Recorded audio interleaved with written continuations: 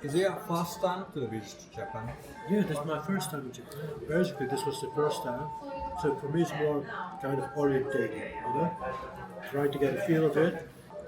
Japan really fascinates me. It's really interesting, very interesting.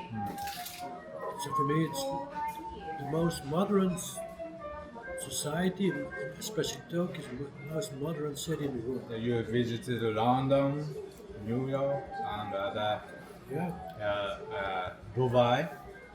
Qatar, but nothing compares to this. Not even New York looks like a small city compared to Tokyo. New York is very nice. I've been there many times, but still comparing it to Tokyo, Tokyo is another level, right? It's another level. New York is a combination with old and new. It's interesting to see the combination Yeah. old and new.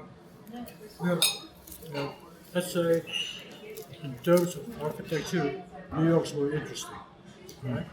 Because of the beautiful mix of old and new. But Tokyo is, I don't know, it's the efficiency. It's so clean, everything is so fast. I mean, if you go to Tokyo, one of the subway stations, also crowded, but you get in out very easy. If you try doing that in another subway, this kind of crowd, they start to fight. So for me, really, Tokyo is my new favorite city. So I've been to New York, London, Rome, Paris, Australia, just name them, all the big cities in the world. Tokyo is something else. I don't know what it is, but I will find out next time I come here. Yeah, please come to Tokyo and have workshop. Yeah, I'll be a translator for you. Oh, Japanese, yeah. Japanese guy. Yeah. Yeah.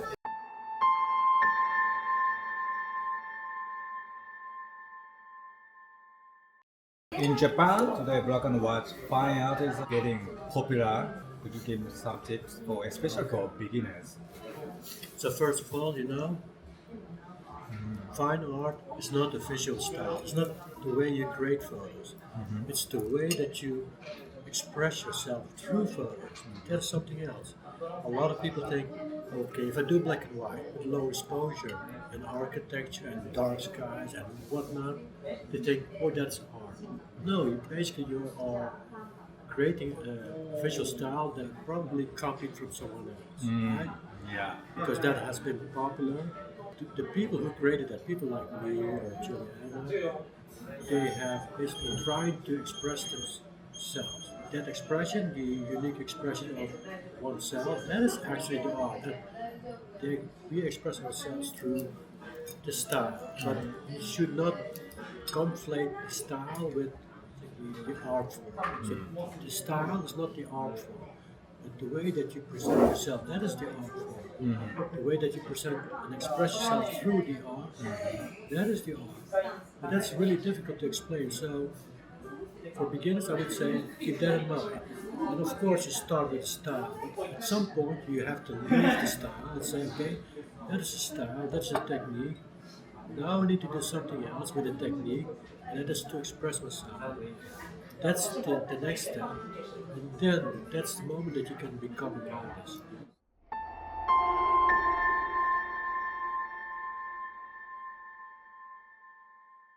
So the first step is to mimicking someone's style is okay. You can learn techniques, Mhm. that stuff, but you always have to keep in mind this is just the first step, that is just a technique. And of course, then if you learn a technique, you are always trying to copy someone else because that's the easiest way to learn, right? But you have to be aware of that. And then once you master the technique, you should try to find your own way of using those. So don't go copying the people with fine art architecture, for example, or fine art landscape. You've already mastered the technique. Now try to find another way that gives expression to your unique individuality. That's important because your unique individuality, the way that you see the world, the way that you experience the world, and if you can express that, that is the art.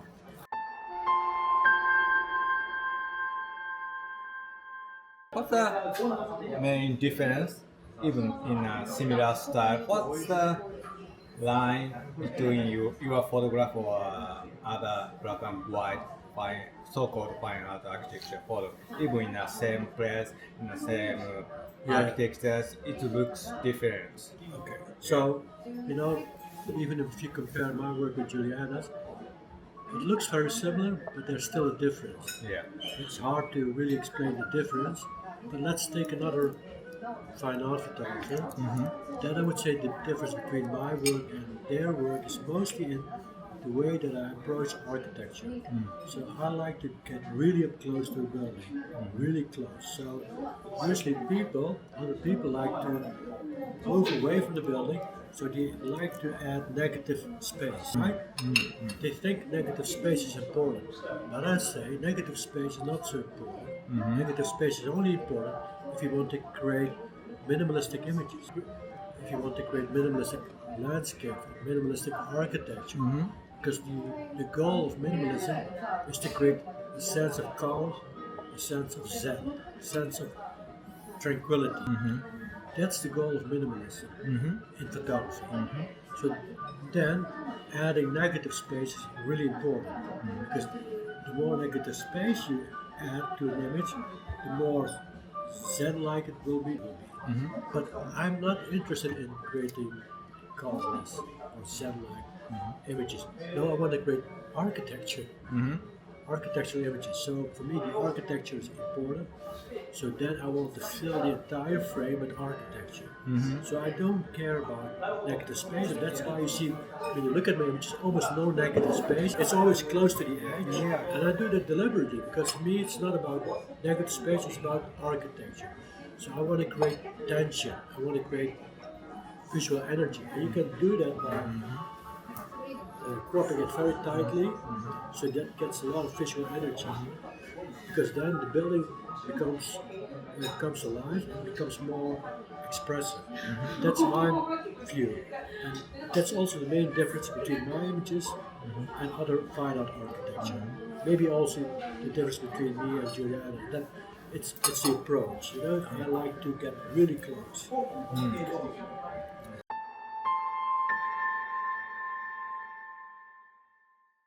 These days, your photography is focus on more mid-tones.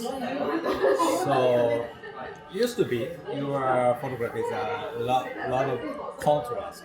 Yeah. Is your intention or Yeah, just yeah. preference changed? So in the beginning, I did a lot of dark skies with very shiny buildings that had a lot of depth. But now, but that was there. Now I want to make the architecture more important. But if you want to make it more important, then basically what you need to do is to make sure that the architecture object gets more darker tones. The darker the visual object is, the more visual weight it gets. The more visual weight it gets, the more important it becomes. So now you see my skies in the background lighter, while the architecture building is more darker, more dark mid-gray. So it gets more visual weight. And the rest becomes unimportant because it's light, the background is light, the building is darker, it gets all the visual weight. So you give more weight to the building, right? So then the architecture becomes more important. Back then, with the dark sky, it's more about the specific look. It's more about the specific intention that I wanted to convey. Not so much about the building. The buildings were symbolic, but now the buildings are more literal. The buildings are more important. They are not just symbolic anymore. So that's the big difference. Well, back then, it's called fine art architecture because I used architecture merely as a symbol, not as the most important thing, but merely as a symbol that I like to use because I like architecture, so I use it as a symbol for my fine art expression. Now I want to create pure architectural fine art images. Now the emphasis is more on architecture, but less on fine art. The fine art is adding my views as a photographer to the architect's view. So the architect has a specific view with the building, specific vision. So he designed the building, and I want to amplify that vision of the architect. So that's my final input to that building. So now it becomes completely about the building, not about me anymore. You see, back then it was more about me, and then about the building. So it's also about the architect now, because I look at what the architect is trying to create, and I try to amplify that by using techniques that only me, the photographer, has. I mean, an architect doesn't have a tilt shift lens. I design a photo with a tilt shift lens. That's something else. So I give him a different view of the building that he couldn't anticipate, or that she couldn't anticipate. So that's how it becomes final. You see? Yeah, that's interesting. So you are getting more care about architecture itself. Care about. I wanted to express myself more as an artist, and now I find that I should do justice to the buildings. I should do justice to the architect's design, to his vision, or to her vision. That's why I'm switching now to this different style, visual style, different approach, get closer. I use darker midtones instead of dark, high contrast images. Now it becomes more about the building, less about it. There's so much beautiful architecture, and I just want to do justice to it.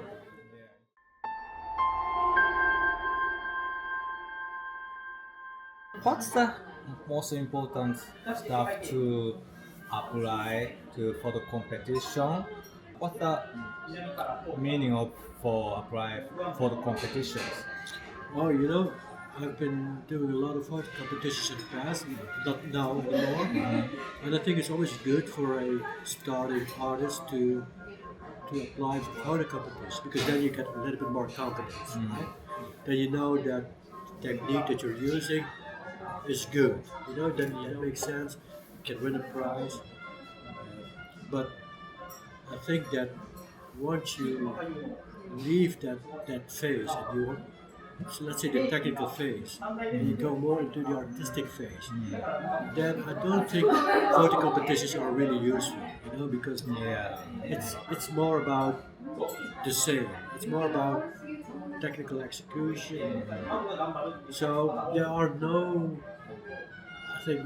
real good competitions that can judge you for your artistic value.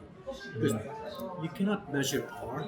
You can only say, in general, that the technique there is very well applied. That composition looks good. It's all technical. But that's just one part. The artistic phase is the next level, and for that there are no strict rules.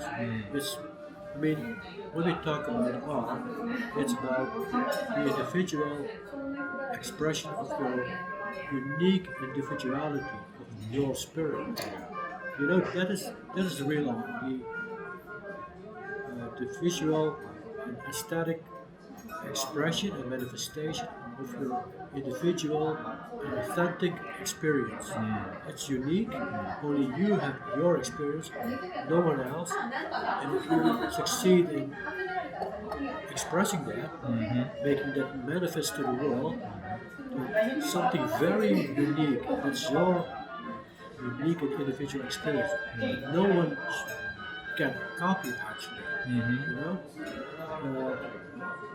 And that's something that cannot be measured. What experience is better? That's a nonsensical question. I cannot say my experience as a person is better than yours. Who's gonna measure that?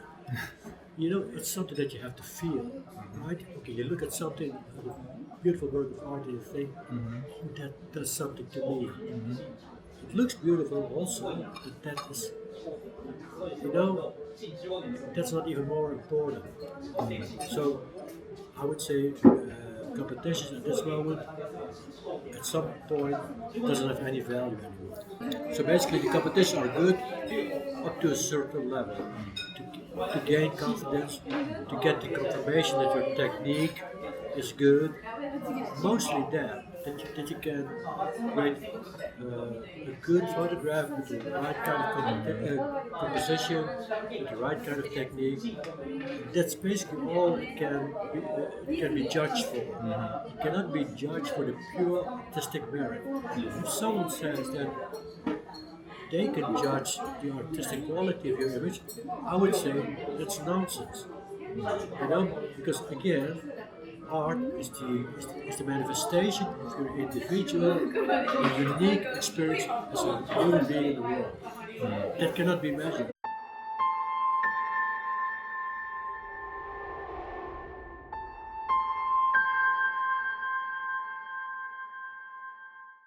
I saw a lot of copy image of you get a award on the competition. What do you think about that? I don't know. You know, the thing is, I did mind back then, but now I don't mind because, like I said, if art is the unique expression of your unique individual experience as a human being, so when they are copying your work, basically they're amplifying your individual experience, your individual spirit.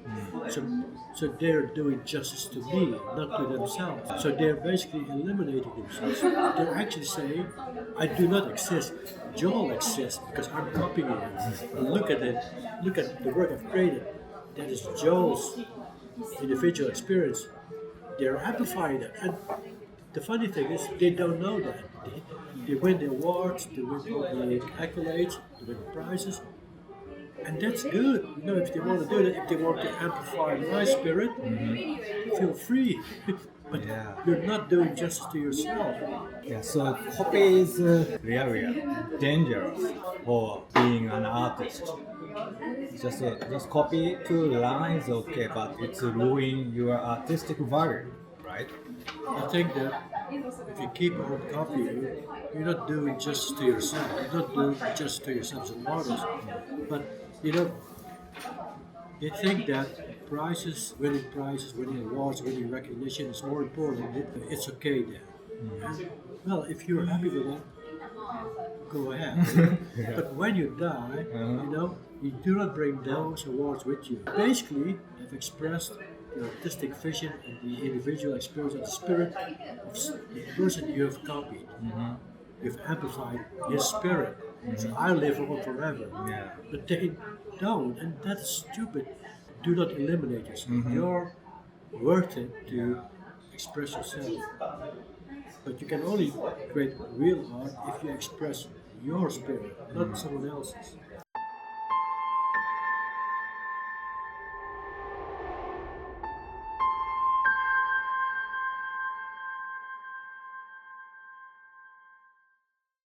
Yeah, I see a lot of copied artists copied your image, copied my image, copied Julie. And those artists, they achieved some award, but eventually it disappeared. Yeah, you know, that's what happens. And, you know, I have nothing against copying. I have nothing against it. Because I've already explained why I don't have anything against it. They're basically celebrating me. They're not celebrating themselves. If you want to celebrate me by copying my work, go ahead. I mean, then my spirit becomes even more amplified, becomes even more manifest, not only in this world, in this life, but also for generations after me. You know? You want to do that.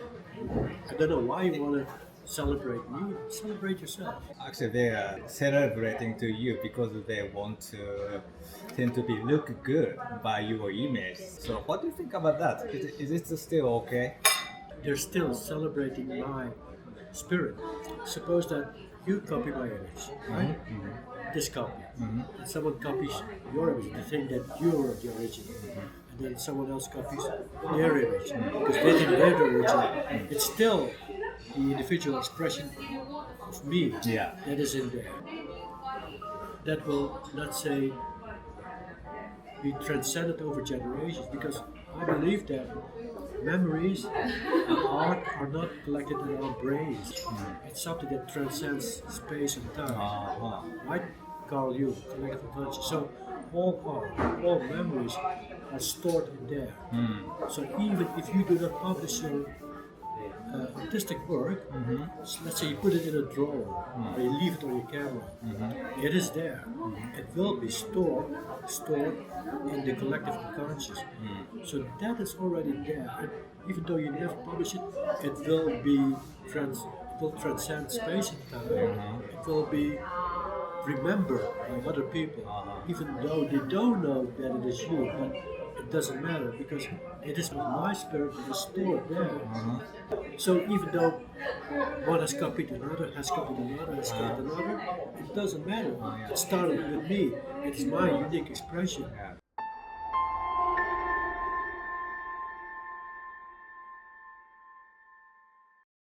Because the spirits remain. Well, I call it spirit, but actually it's consciousness. Consciousness. Yeah, but I just call it spirit for now, just to make it easier. But for me, consciousness is the fundamental foundation of the world. So not matter, not space, not time, consciousness. So some people believe that consciousness is something construct of our brain. I say no, consciousness is fundamental, and we contribute to the collective unconscious through, for example, creating art. And so every time we have a memory or an experience, it will be stored in the collective unconscious. And it is there. Mine is there. Yours is there. And if you are copying me through others, you're basically copying that part in the collective repository that has been stored there, the collective unconscious. It's still mine. Yeah. Okay, one quick break. I'm gonna grab a cigarette. Yeah, okay. Yeah.